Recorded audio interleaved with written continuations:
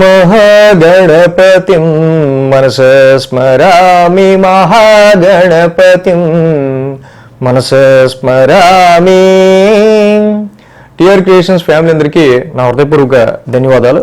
So అలాగే భాద్రపద మాసం శుక్లపక్షం పౌర్ణమి రోజున ఏర్పడబోతున్న ఈ యొక్క చంద్రగ్రహణం సెప్టెంబర్ 7వ తారీఖున సో అది ఏ రాశుల వాళ్ళకి ఎలాంటి ఫలితాన్ని ఉత్తమ మధ్యమ అధమ ఫలితాన్ని ఇవ్వబోతుంది అనేది ఈ యొక్క వీడియోలో చెప్పుకుందాం.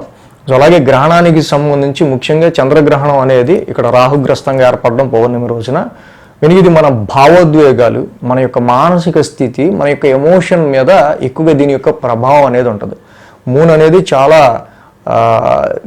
చాలా చాలా చాలా important planet in our astrology. ఎందుకంటే చంద్రుడు సముద్రాలని పోటుపాట్లు మనం అలాగా చూస్తూ ఉంటాము. తప్పకుండా చంద్రుడి యొక్క ప్రభావం వల్ల నీటిలో వచ్చే ఆ యొక్క మార్పులు చేర్పులు, అలాగే మానవ శరీరం 70% ఇక్కడ నీటితోనే నిండి ఉందని చెప్పి మనం చెప్పక్కర్లా, చిన్నపిల్లలకు కూడా తెలిసిన విషయం.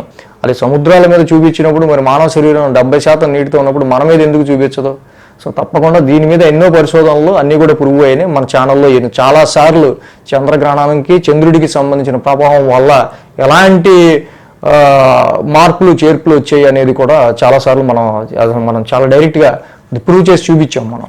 కాబట్టి ఈ చంద్రగ్రహణం రోజున తప్పకుండా అది ఏ టైంలో ఏర్పడుతుంది, ఏంటి, ఏ దేశాల్లో ఏర్పడుతుంది, ఏం చేయాలి, ఏం చేయకూడదు అన్నీ మనం ఇంట్రడక్షన్ వీడియో చెప్పుకున్నాం.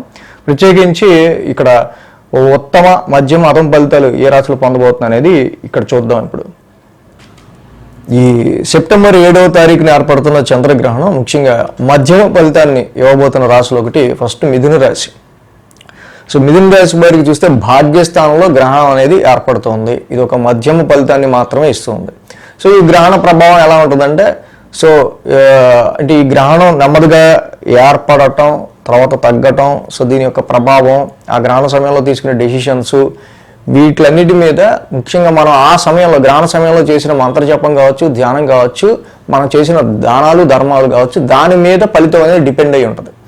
సో ఇక్కడ మనం చూస్తే కనుక ముఖ్యంగా ఈ యొక్క మిథున రాశి వాళ్ళకి సో ఎంతవరకు మనకి లాభం ఉంది, ఎంతవరకు నష్టం ఉంది, ఎంతవరకు మనకి ప్రాఫిట్గా ఉంది, ఎంతవరకు మనకి ఫలితం వచ్చింది, వ్యాపారస్తులకు కానీ దేనికైనా సరే భాగ్యస్థానంలో ఈ గ్రహణం జరగటం వల్ల జనరల్గా మధ్యమ ఫలితం, రాబడి పోబడి ఈ రెండు కూడా ఏం పెద్ద సంపాదన లేదు, అలా అయినా పెద్ద ఏమీ తక్కువ లేదండి, అలా వెళ్ళింది ఊరికే అన్నట్టు ఉండే ఆస్కారాలు ఉంది.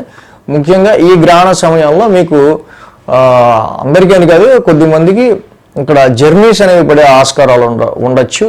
కమ్యూనికేషన్లో కానీ పబ్లికేషన్ రంగాల్లో పనిచేసే వాళ్ళకి కానీ ముఖ్యంగా హైయర్ ఎడ్యుకేషన్ అండ్ ఈ foreign travels or any travels పెట్టుకునే వాళ్ళకి మాత్రం ఈ సమయంలో కొంచెం అన్ని ప్లానింగ్గా ఉండటం అనేది మంచిది. ఎందుకంటే కొంచెం మనకి టెన్షన్గా ఉండే ఆస్కారాలు ఉంటూ ఉంటాయి ఈ సందర్భాల్లో. అంటే ఈ గ్రహణం మధ్యం ఫలితాన్ని ఇస్తుంది. నాట్ బ్యాడ్, నాట్ వరస్ట్, అలానే నాట్ వరస్ట్, అలాగే అని నాట్ గుడ్, అలా కొంచెం మధ్యం ఫలితాన్ని మాత్రం మిథున రాశి వారికి ఇచ్చుకుంటూ వెళ్తూ ఉంది. సో మొత్తంగా ఈ భాద్రపద మాస శుక్లపక్షంలో పౌర్ణమి రోజున సెప్టెంబర్ 7వ తారీఖున ఏర్పడుతున్న గ్రహణానికి సంబంధించి ఉత్తమ అలాగే మధ్యమ అధమ ఫలితాన్ని పొందబోతున్న రాశులు ఏంటని చెప్పుకున్నాం కదా, దాన్ని బట్టి ఏం చేయాలో కూడా చెప్పుకున్నాం.